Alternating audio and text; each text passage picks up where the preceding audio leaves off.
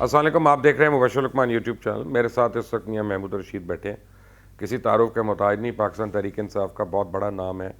ان لوگوں میں سے ہیں جو نون لیگ کے گڑھ میں سے جنہوں نے ووٹس لیے اور وہ عملی سیاست میں ہیں یہاں پہ، اور بڑا ان کا تجربہ ہے. پہلے پبلک اکاؤنٹس کمیٹی میں رہے، اس کے ہیڈ کرتے رہے، اور اب وزارتیں بھی ان کے پاس. میاں صاحب السلام علیکم، اور بہت شکریہ آپ کا ہے. مبارک ہو. لیکن آپ لوگوں کی ابھی تک حکمت عملی نہیں سمجھ آئی. یہ پی ڈی ایم کا 10 جماعتوں کا جلسہ، 11,000 لوگ موجود ہونا، یہ کیسے کیا آپ لوگوں نے؟ میرا خیال ہے جی کہ یہ سب سے پہلے یہ کوئی اللہ میاں نے کیا. اچھا ٹھیک ہے. ٹھیک ہے جی. یہ ایک تو انہوں نے، میں یہ سمجھتا ہوں کہ یہ ٹائم جو ہے 13 دسمبر اور رات کو آپ 5-6 بجے کریں، ایک فیکٹر یہ ہے جو مریم نے بھی جس کو ایڈمٹ کیا ہے. دوسرا یہ کہ اہل لاہور جو ہیں وہ کبھی اس طرح جس انداز کے ساتھ یہ مریم 8 دن نکلی اور انہوں نے لوگوں کو یہاں پہ موبلائز کرنے کی کوشش کی، تو اس کے نیریٹو کو لاہوریوں نے پسند نہیں کیا. اب 3 دن سے زیادہ تو لکی رانی والے سرکس نہیں لگاتے لاہور میں، ان کو پتہ لوگ نہیں آئیں گے. تو یہ جو ہے میں سمجھتا ہوں کہ یہ کووڈ کے دنوں میں یہ اس طرح کا ایک نیگیٹو سارا میسج، اہل لاہور جو ہیں وہ اتنے بیوقوف نہیں ہیں. میں نے تو یہ جلسے سے 2 دن پہلے پریس کانفرنس میں یہ اپیل کی تھی لاہوریوں سے کہ آپ لوگ سنجیدگی کا مظاہرہ کریں گے اور اس طرح کی کسی ایکٹیویٹی میں نہیں جائیں گے جو لوگوں کو اپنی زندگیوں سے ہاتھ دھونے کا موقع دے. میں یہ سمجھتا ہوں کہ یہ نون لیگ کے لیے بہت بڑا کویسچن مارک ہے اب، کہ وہ جو ہے نا جی تخت لاہور، اب وہ لاہور میں ان کی سیاست میں وہ تو کہتے تھے نا حکومت کی تابوت میں آخری کیل جو ہے نا وہ ٹھک جائے گا، تو یہ تو ان کے تابوت میں آخری کیل جو ہے وہ ٹھک گیا. لاہوریوں نے اپنا فیصلہ دے دیا. یہ کہتے تھے ریفرینڈم ہوگا، تو ریفرینڈم تو پھر ہو گیا. اپوزیشن کو تو یہ خلاف ہوا. لیکن آپ کو پتہ ہے کہ پی ڈی ایم کی اپنی جماعتیں جو ہیں مریم سے کافی نالاں ہیں اس بات پہ، وہ ناراض ہیں. بالکل انہیں ناراض ہونا چاہیے، کیونکہ میں سمجھتا ہوں کہ مریم اوور کانفیڈنٹ تھی اور ان کا خیال تھا کہ لاکھوں لوگ جو ہیں نا وہ آ جائیں گے. لیکن جو لوگ چشمدید گواہ وہاں پر گئے ہیں جلسے میں، جنہوں نے ہمارے جلسے بھی دیکھے ہوئے ہیں، 30 اکتوبر 2011 کا جلسہ دیکھا ہوا ہے، پھر 23 مارچ کا جلسہ تھا. ان جلسوں کے اندر تو ناصر باغ سے لے کے وہاں تک پیدل چلتے ہوئے بھی اتنی زیادہ رش اور بھیڑ ہوتی تھی کہ گاڑی آگے جانے کو تو سوال ہی نہیں. وہ تو کہتے ہیں وہ جنرل پاشا نے کرائے تھے نا. میرا خیال ہے جنرل پاشا اگر اتنے لوگ لے کے آ سکتے ہیں تو پھر میں اس پہ کیا کمنٹ کر سکتا ہوں. ذرا الیکشن لڑ کے دیکھ یہی کہہ سکتے ہیں. لیکن میں نے جتنے لوگوں سے بات کی ہے وہ مجھے کہتے ہیں کہ آپ کی حکومت کی نااہلی ہے کہ بیل پہ ایک عورت باہر پھر رہی ہے، آپ لوگ اس کی بیل نہیں کینسل کرا سکے، اندر نہیں بھیج سکے. ویسے یہ تو فیڈرل گورنمنٹ کا کام ہے کہ وہ دیکھے کہ ان کی بیل جو ہے نا وہ کینسل کرانی ہے، کب کرانی ہے. لیکن میری ذاتی رائے میں کہ ان کی بیل کینسل نہیں کرانی چاہیے. کیوں؟ ہمیں اس سے زیادہ اور بہتر اپرچونیٹی کیسے مل سکتی ہے کہ یہ خود ہی مریم نواز جو ہیں وہ ایکسپوز ہو گئی ہیں، اور جس طرح سے یہ اپنی پارٹی کو تباہی کی طرف لے کے جا رہی ہیں، تو ہم تو بڑا انجوائے کر رہے ہیں. ہم کہہ رہے ہیں کہ یہ ہمارا کام جو ہے نا وہ انہوں نے آسان کر دیا، اپنا کام خود ہی تمام کر رہی ہیں، تو انہیں کھلے پھرنا چاہیے. آج ہم نے ایک بڑا سیریس دینا ہے آپ سے، میں نے ایک بڑا سیریس سوال کرنا ہے کہ آج سقوط ڈھاکہ کا بھی دن ہے، اور میں تاریخ کا طالب علم بھی ہوں، اور جب میں حالات کو دیکھتا ہوں تو بالکل وہی باتیں ہو رہی ہیں جس طرح مجیب الرحمان وہاں پہ کرتا تھا، فوج کے خلاف کرتا تھا اور صوبائیت کی باتیں کرتا تھا. وہی باتیں اب ہر جگہ پہ ہونا شروع ہو گئی ہیں. کیا ہم نے سبق نہیں سیکھنا تاریخ سے کوئی؟ میرا خیال ہے کہ تاریخ سے سبق سیکھا جانا چاہیے، اور یہ لوگ جو باتیں بھی اس طرح کے لوگ کر رہے ہیں، میں مبشر آپ کو یہ بتاؤں کہ وہ بالکل ایک بڑی ہی قلیل تعداد ہے، اور جو باتیں کر رہے ہیں انہیں منہ توڑ جواب مل رہا ہے. ان کے اس نیریٹو کو لوگ جو ویسے ہیں، تو آپ قوانین بنا دیتے ہیں فوج کے خلاف، عدلیہ کے خلاف باتیں کرو، میں کروں تو اندر چلا جاؤں گا، مریم کرے تو وہ پھر رہی ہے. دیکھیں پبلکلی لوگوں نے ریجیکٹ کر دیا. ریجیکٹ تو کیا مریم کیا پھر رہی ہے؟ یعنی مریم جو باتیں کر رہی ہے، یا مریم کے پاپا جو باتیں کر رہے ہیں وہاں سے بیٹھ کے ویڈیو لنک کے اوپر، وہ لوگوں نے مسترد کر دیا ہے. شاید میاں نواز شریف میرا خیال ہے پچھلی 40 سال کی تاریخ میں کبھی اتنی کمزور وکٹ پہ نہیں تھا جتنا وہ آج ہے. اور وہ کس لیے ہے؟ وہ اسی لیے ہے کہ وہ نیریٹو جو پاکستان کے دشمنوں کا تھا کہ پاکستان کے ریاستی ادارے جو ہیں ان کو کمزور کر دیا جائے, ختم کر دیا جائے اور آپس میں نفرتیں اتنی بڑھا دی جائیں, وہ نیریٹو لے کیری کر کے تو یہ آگے چل رہے ہیں.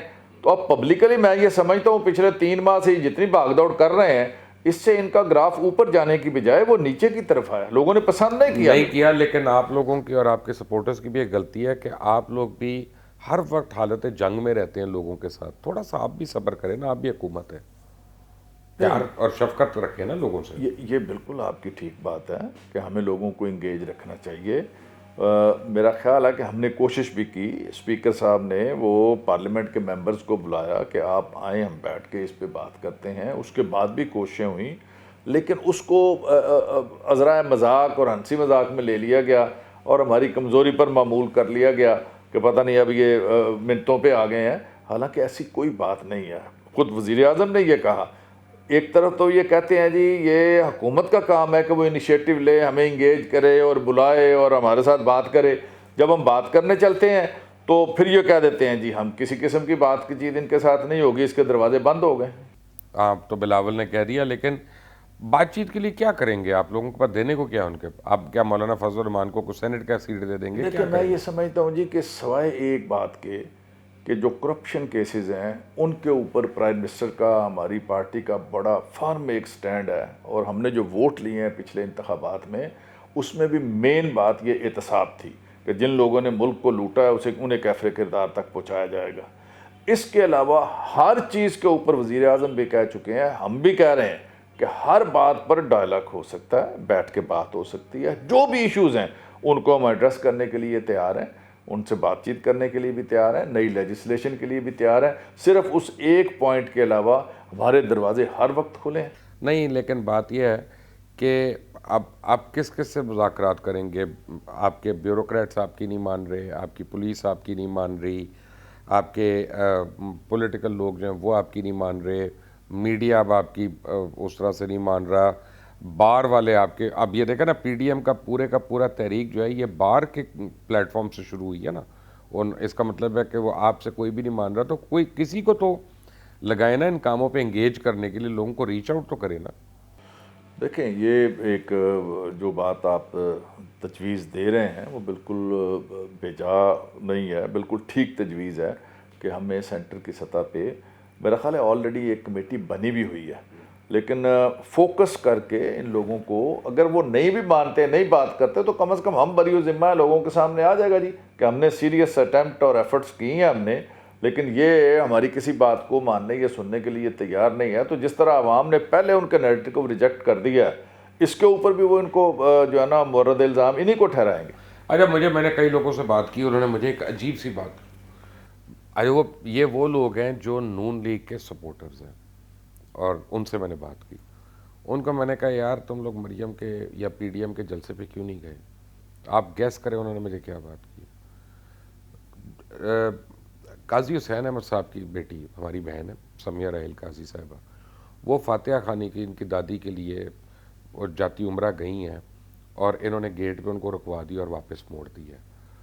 اور اس پہ لوگ بہت رنجیدہ ہیں. آپ گھر آئے ہوئے آدمی کو, وہ بھی جو فاتحہ لینے آیا ہوتا ہے, اس کو آپ روکتے نہیں ہیں, کھڑا نہیں رکھتے اور موڑتے نہیں ہیں.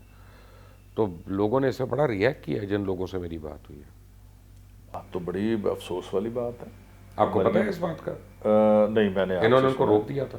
نہیں, یہ میں نے کہا کہ یہ قابل اعتراض بات ہے اور قابل افسوس بات ہے کہ ایک خاتون جو پہلے, اور میں کہتا ہوں کوئی بھی خاتون ہو جی یا کوئی بھی مرد ہو, جب فاتحہ کے لیے کوئی آ گیا تو فاتحہ ہونی چاہیے. ظاہر بات ہے مریم نہیں ہے تو کوئی دوسری خواتین یا لوگ جو وہاں بیٹھے ہوئے ہیں وہ ان کے ساتھ بھی تعزیت ہو سکتی ہے, وہ تھیں اندر, کہی جا سکتی ہیں, وہ تھیں, گارڈز نے ان کو انفارم کیا ہے. اب یہ تو انہی سے پوچھا جا سکتا ہے کہ انہوں نے کیوں اس طرح کا رویہ اختیار. وہ یہ کہتی ہیں کہ جی مجھے میرے گارڈ سے نہیں بتایا تھا.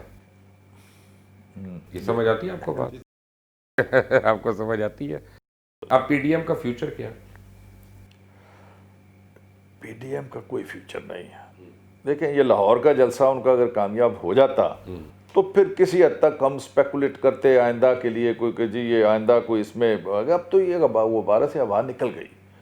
اور میں یہ سمجھتا ہوں کہ انہوں نے پہلے چھوٹے شہروں میں جلسے کر کے دیگر صوبوں میں ایک مومنٹم بنانے کی، اور پھر یہ فائنل ہمارا ہوگا اور اس کے بعد لانگ مارچ ہوگا. تو جو فائنل ہے اس میں تو یہ 30 مارکس پہ کے اوپر بھی پاس نہیں ہوئے، اور اکراس دی بورڈ سبھی لوگوں کا، پولیٹیکل ورکرز کا، اینالسٹوں کا، آپ کے میڈیا کا، سب کا یہ خیال ہے کہ یہ ایک فلاپ ترین شو تھا. وہ تو کہتی ہے صرف الجزیرہ ٹھیک ہے جس نے کہا کہ دھڑا دھڑ لوگ آئے ہیں، پاکستانی میڈیا تو بک گیا. اور بھائی کہاں آپ نے خریدا ہے؟ ہمیں بھی تو بتائیں نا. میں سمجھ رہا ہوں کہ آج تک پاکستانی میڈیا جو ہے وہ آپ کو اٹھا کے رکھ رہا تھا، تو اس میں آپ کی جو پرفارمنس ہے یا آپ کا جلسہ جو ہے وہ ناکام ترین ہے، تو وہ اس کو کامیاب ترین کیسے بنا سکتا ہے؟ تو اس جلسے کے بعد بہت سے سوالات اٹھے ہیں. وہ جو ایک پرسیپشن یہ بنانے کی کوشش کر رہے تھے نا کہ سارے عوام ہمارے ساتھ ہیں جی، مہنگائی ہو گئی ہے جی، یہ ہو گیا جی، سلیکٹڈ جی، دھاندلی کے ذریعے آئے جی، یہ سب چیزیں صاف ہو گئیں. اور میں سمجھتا ہوں کہ ان کو بھی اس بات کا احساس ہے. ان کے چہروں پر بھی پڑھا جا سکتا تھا اس دن کہ کم حاضری دیکھ کے وہ سارے اپسیٹ تھے. کم تو نہیں بھائی، نہ ہونے کے برابر ہے. جی کم تو ٹھیک ہے، نہ ہونے کے برابر ہے. 11 پارٹیاں. لیکن ایک بات تو صحیح ہے، آپ لوگوں کی بھی گورننس جو ہے وہ کوئی قابل تعریف تو ہے نہیں.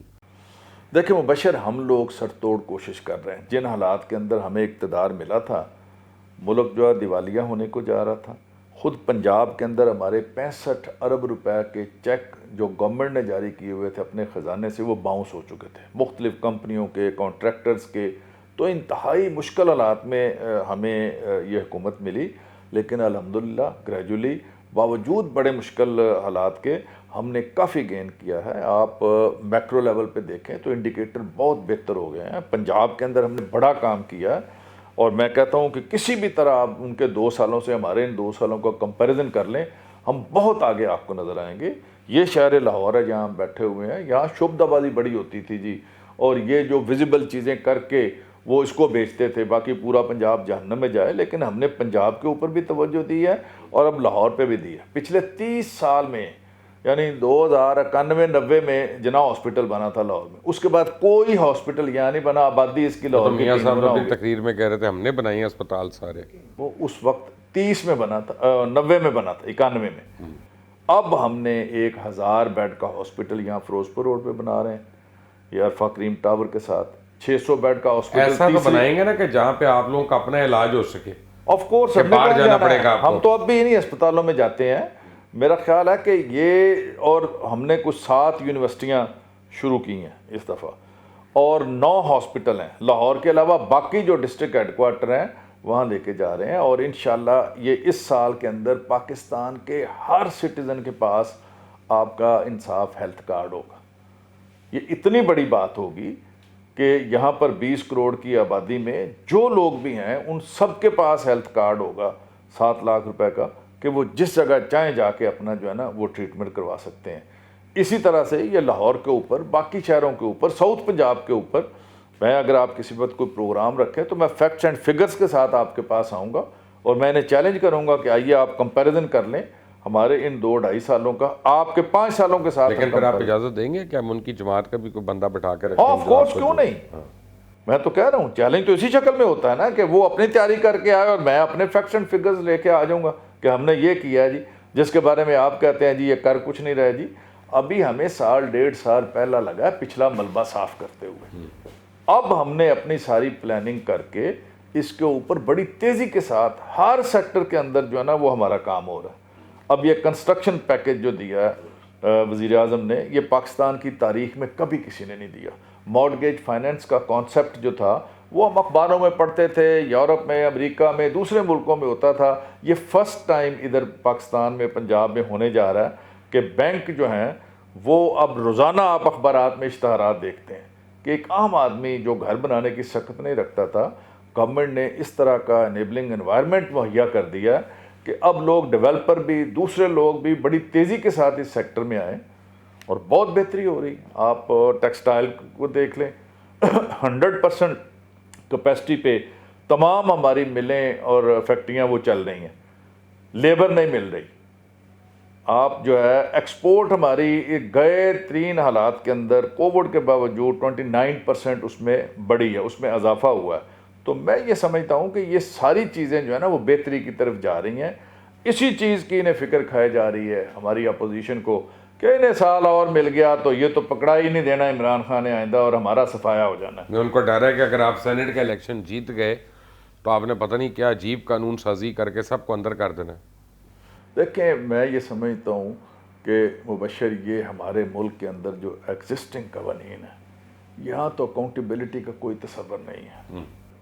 آپ کتنا بڑا مرضی چور ڈاکو پکڑ لیں وہ چیزیں پروو کر کے Accountability ثابت صرف کر غریب آدمی کے کی ہے. ان کو کوئی اکاؤنٹیبلٹی کا تصور نہیں. تو نئی لیجسلیشن ڈیفینیٹلی اس پہ ہونی چاہیے تاکہ لوگوں کو اکاؤنٹیبل ٹھہرایا جائے, اور جن لوگوں نے یہ بڑے بڑے اس طرح کے ڈاکے مارے ہیں اگر ان کو سزائیں ہوں گی تو آئندہ کے لیے یہ چیپٹر ہمیشہ ہمیشہ کے لیے کلوز ہو. کیونکہ ابھی جو نیب کر رہی ہے کہ 2 سال اندر رکھتی ہے اور پھر ان سے ثابت نہیں ہوتا, وہ بھی تو غلط ہے نا.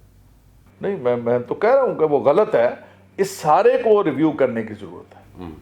نیب کا جو ایکٹ ہے اس میں اندر کو اس طرح کی جو چیزیں بھی ہیں جو لیک کر رہی ہیں کوئی نئی چیزیں اس میں ایڈ کر کے اس میں نئی لیجسلیشن ہونی چاہیے. وہ ان کے پاس ہوتا ہے 60,000 روپے والا وکیل, اور بچانے والے جو ہے نا مجرم جو ملزم وہ 2 کروڑ روپے والا 3 کروڑ کے ہوتے ہیں وکیل. یہ بات آپ کی ٹھیک ہے. اس کی پروسیکیوشن جو ہے وہ بڑی کمزور ہے ہماری نیب کی, اور باقی اداروں کے اندر بھی, گورنمنٹ کے دیگر ڈپارٹمنٹس کے اندر بھی یہ سارا سسٹم ایک دفعہ یہ ریویو اور ہونے کی ضرورت ہے. اس میں ریفارمز لانے کی ضرورت ہے کہ جو ہمارے عدالتی نظام ہے اس کے اندر تو ایک بندہ اب شروع ہوتا ہے اور اس کی تیسری نسل پہ جا کے اس کو انصاف ملتا ہے. ویسے کلوزنگ پہ ایک بات میں نے پوچھنی ہے, ذاتی سوال اگر آپ اجازت دیں. ضرور برا نہ منائیں اگر آپ. ضرور. آپ لوگ شکر نہیں کرتے کہ عمران خان کے بچے یہاں پہ نہیں ہیں, ورنہ آپ کو بھی اس کے پیچھے ہاتھ باندھ کے کھڑا ہونا پڑتا, سلمان کے اور قاسم کے, باقی ساری جماعتوں میں یہی آ رہے کہ بچے کے پیچھے ہاتھ باندھ کے کھڑے ہوتے ہیں. میرا نہیں خیال جی عمران خان کا جو مزاج ہے, نہیں لیکن آپ دیکھیں نا موروثی سیاست کتنی کمال کی نہیں ہے. میرا نہیں خیال کہ عمران خان کبھی اس طرح کرتا یا اپنے بچوں کو اس نے اس تو طرح اپنے بچوں کو اوور ٹیکنگ پہ نہیں آنے دیا. نہیں لائم لائٹ میں لے کے آتا, اور نہ ہماری تربیت اس نے اس طرح کی ہوئی ہے کہ ہم ہاتھ باندھ کر کے اس کے بچوں کے پیچھے کھڑے ہوتے. Never at all. I don't think کہ عمران خان جو ہے نا وہ اس طرح کی شکر کرتے ہیں اس بات پہ. بالکل اللہ کا شکر ادا کرتے ہیں, اور ہمیں اتنا زیادہ دکھ اور افسوس ہوتا ہے کہ بڑے میچور لوگ اچھے نام وہ جس طرح مریم نواز کے پیچھے کھڑے ہوتے ہیں جن کی 40 50 سال کی پبلک فوٹنگ ہے اور ان کے اپنے نام ہے, باقاعدہ لیڈرز ہیں, تو وہ جس طرح کھڑے ہوتے ہیں وہ ہمیں افسوس ہوتا ہے کہ یہ جو ہے نا موروثی سیاست نے لوگوں کو کہاں کہاں تک پہنچا دیا ہے. اور میں یہ سمجھتا ہوں مبشر کہ یہ جو ہمارے یہاں پولیٹیکل پارٹیز ہیں یہ ایز انسٹیٹیوشن کسی نے بننے نہیں دیا. اگر یہ انسٹیٹیوشن ہوتے تو یہ نوبت نہ آتی, کبھی یہ نہ ہوتا. وہاں جو پارٹی کے اندر پارٹی کی سٹرگل کی بنیاد پہ اور میرٹ کی بنیاد پہ لوگ آگے آ کے فیصلے کرتے جو ملک کے لیے بھی بہتر ہوتے اور قوم کے لیے بھی. صحیح بات ہے. میاں محمود رشید کی باتیں آپ نے سنی, آپ ان سے ایگری کرتے ہیں, ڈس ایگری کرتے ہیں, ہمیں اپنی رائے سے ضرور آگاہ کیجیے گا. سبسکرائب کریے گا, بیل آئیکن کو پریس کریے گا. انٹل دی نیکسٹ ٹائم, اللہ حافظ.